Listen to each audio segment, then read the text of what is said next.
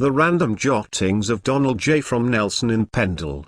Nelson Cleansing Department had a person to put the dogs and cats and other animals to sleep. All councils by law had to have one.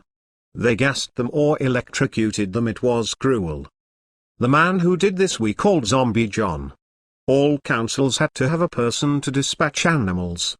In the heart of Nelson, a quaint town nestled between rolling hills and meandering streams, there existed a somber institution known as the Cleansing Department.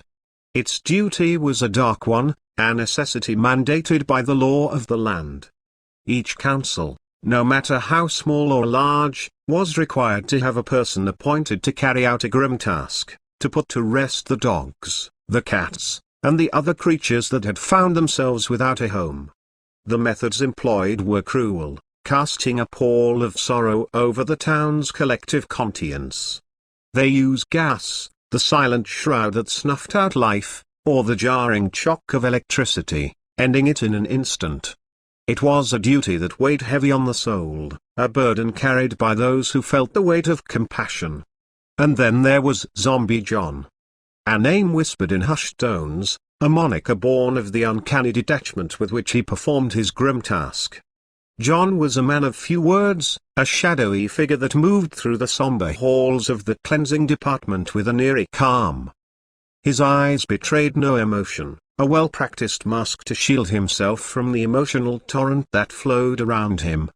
The townsfolk spoke of him in mournful tones, as if he was a ghost that had long since lost his way.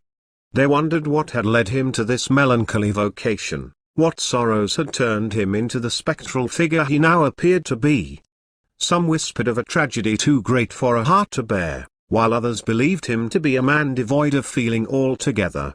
But John never spoke of his past, never offered a glimpse into the depths of his soul.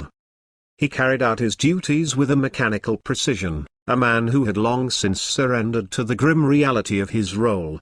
Each day, he faced the forlorn faces of those animals, their eyes filled with a silent plea for reprieve. As the seasons passed, a quiet understanding settled over the town. They came to accept Zombie John as a fixture of their lives, a necessary evil born from a society's need to reckon with its strays and unwanted. And though they ached for the creatures he sent on their final journey, they understood that it was a burden he bore alone.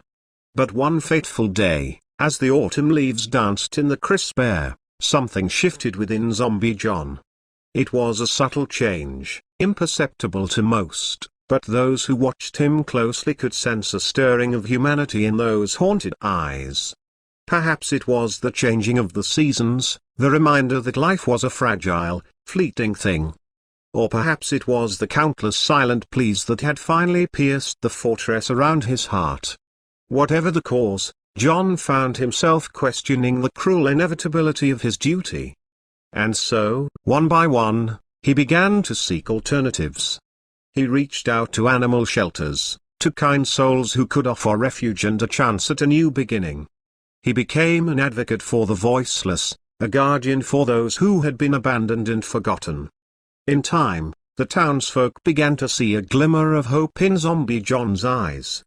They witnessed the transformation of a man who had been resigned to a life of shadows, into one who had found purpose in the service of those who could not speak for themselves. And so, the Cleansing Department became a place of redemption, a testament to the power of compassion and the possibility of change. The legacy of Zombie John transformed from a haunting spectre to that of a guardian angel, a reminder that even in the darkest of moments, the light of empathy could still find its way. By Donald J. P.S. I was asked once to do it. I told them to piss off.